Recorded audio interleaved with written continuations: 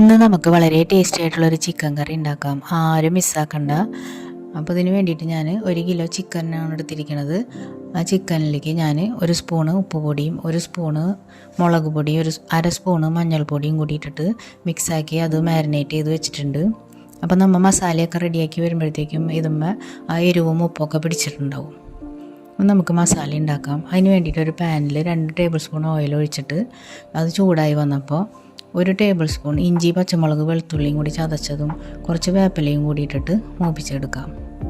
അത് മൂത്ത് വരുമ്പോൾ ഞാൻ അതിലേക്ക് 3 ചെറിയ സവാള നീളത്തിൽ കനം കുറച്ച് അരിഞ്ഞതാണ് ഇട്ട് കൊടുക്കുന്നത്. പിന്നെ അതിലേക്ക് 1/2 സ്പൂണ് ഉപ്പും കൂടി ഇട്ട് കൊടുക്കുന്നുണ്ട്. എന്നിട്ട് നമുക്കതൊന്ന് നന്നായിട്ട് വഴറ്റിയെടുക്കാം.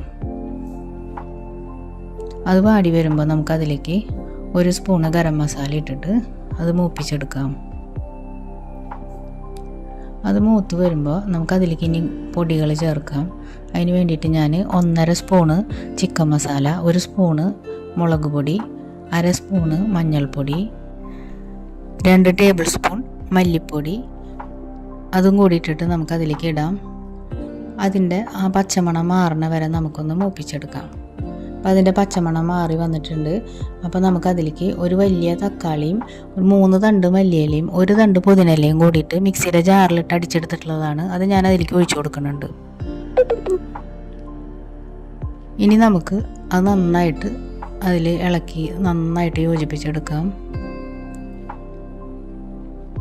ആ വെള്ളമൊക്കെ ഒന്ന് വറ്റി വരണം വെന്തിട്ട്. ഇനി നമുക്കതിലേക്ക് ചിക്കൻ ചേർത്ത് കൊടുക്കാം. ആ ചിക്കൻ നന്നായി ആ മസാലയിലൊന്ന് നന്നായിട്ട് മിക്സാക്കി എടുക്കാം. എന്നിട്ട് അതിലേക്ക് 1 സ്പൂണ് കട്ട തൈരാണ് ഞാൻ അതിലേക്ക് ഇട്ട് കൊടുക്കുന്നത്. ഒട്ടും പുളിയില്ലാത്ത തൈരാണ്. അത് നമുക്ക് യോജിപ്പിച്ചെടുക്കാം. എന്നിട്ട് പിന്നെ ഞാൻ അതിലേക്ക് ആ മിക്സിയുടെ ജാറ്, നമ്മൾ തക്കാളി അരച്ച ജാറുണ്ടല്ലോ, അതിലേക്ക് കുറച്ച് 1/4 കപ്പ് വെള്ളം ഒഴിച്ചിട്ട് ആ വെള്ളമാണ് ഞാനതിലേക്ക് ഒഴിച്ചു കൊടുക്കുന്നത്. പിന്നെ വേറെ വെള്ളം നമ്മളതിൽ ഒഴിച്ചു കൊടുക്കണ്ട. ചിക്കൻ വെന്ത് വരുമ്പോൾ അതിൻ്റെ വെള്ളം ഉണ്ടാവും അതിൽ. അപ്പോൾ ആ വെള്ളം കൊണ്ട് വെന്തോളും. ഇനി നമുക്കത് അടച്ച് വെച്ച് 20 മിനിറ്റ് വേവിക്കാം. 20 മിനിറ്റ് ആയിട്ടുണ്ട്. അപ്പോൾ ഞാനത് തുറന്ന് നോക്കുന്നുണ്ട്. അതിൻ്റെ ഇടയിൽ ഞാനൊന്ന് തുറന്ന് ഇളക്കി നോക്കിയിട്ടുണ്ടായിരുന്നു കേട്ടോ. ഇടയ്ക്കൊന്ന് ഇളക്കി കൊടുത്തോളൂ. അപ്പോൾ നമുക്ക് ഉപ്പൊക്കെ പാകമുണ്ടോ എന്നൊക്കെ നോക്കാം. അപ്പോൾ അതിൻ്റെ ഉപ്പൊക്കെ കറക്റ്റാണ്. ഇനി നമുക്കതിലേക്ക് വേപ്പിലയും കുരുമുളക് പൊടിയും കൂടി നമുക്കൊന്ന് തൂളി കൊടുക്കാം. അപ്പോൾ നമ്മുടെ കറി റെഡി ആയിട്ടുണ്ട്. എല്ലാവരും ഒന്ന് ട്രൈ ചെയ്ത് നോക്കിയോളൂ കേട്ടോ. നല്ല ടേസ്റ്റുള്ള കറിയാണ്. എല്ലാവരും ഉറപ്പായിട്ടും ഒന്ന് ട്രൈ ചെയ്ത് നോക്കുക. Thank you.